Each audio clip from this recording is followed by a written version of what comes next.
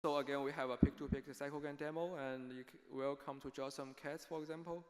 And also, we have a horse to zebra model from CycleGAN, which Alyosha, Afros, and Taesung will talk about after the coffee break. And we try very hard to get a horse to the workshop, but due to the might not be feasible, so we have a horse mask. Yeah, feel free to try it. Yeah, thanks.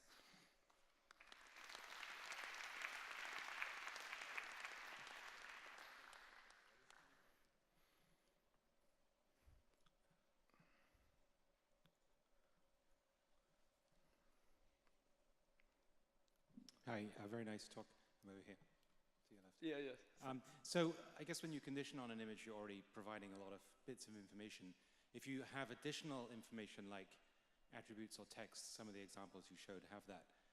Do you measure how diverse the samples are as a consequence of the additional constraints that you're adding? Like when in your iGAN stuff, for example, you're saying I want the bottom of the shoe to be white. Yeah. Do you measure how that all the samples have white bottoms, and apart from that, they're maximally diverse? Has there been any work like that?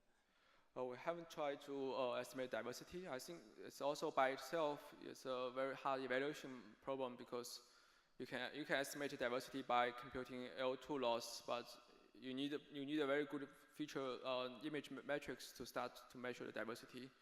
So we haven't done that, but I think even measuring the diversity of the GAN results is an open problem, so we are looking at that. Yeah. But thanks for the question. Stuff, do you use actually any random noise in pix2pix, or is it deterministic? So we try to add noise in the first version. So we add noise to the input, and oftentimes we found in the pix2pix scenario, the noise gets ignored because it's enough to just use the input images to generate the output images.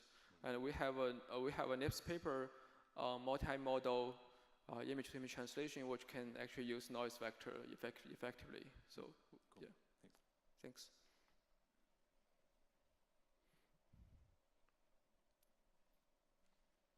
Yeah. I'll ask you, and you can repeat the question. Sure.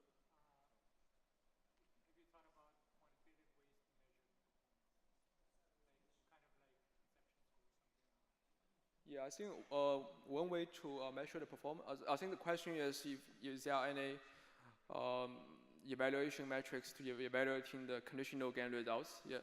So one thing we did in the paper is, so there are two kinds of tests. One test is you can always upload the photo to the Turker and ask them, given the same input, which one looks real or fake. It's actually easier to evaluate because we have the same. You can do a side-by-side comparison, given the same input, different results by different algorithms. It's easier to evaluate given two random samples from GANs. And the second one we have in the paper is you can, for a particular application like cityscape images, we can actually synthesize image given the label, and we can then have a FCN network segmentation model to classify label based on the synthesized images, and we can evaluate some metrics on that. Yeah, that's more like the inception score. Yeah. Thanks.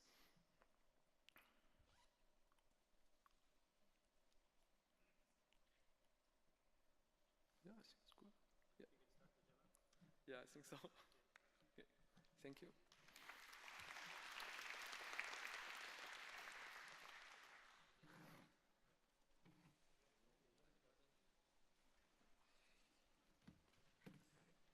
So the next slot is officially the coffee break. Feel free to get up and enjoy your coffee. But also feel free to come up here on the stage and play with the pix2pix and CycleGAN demo yourself right up here. Don't be intimidated because it's on the stage. That's just where we were able to set up a PC. You're definitely welcome to come and try it.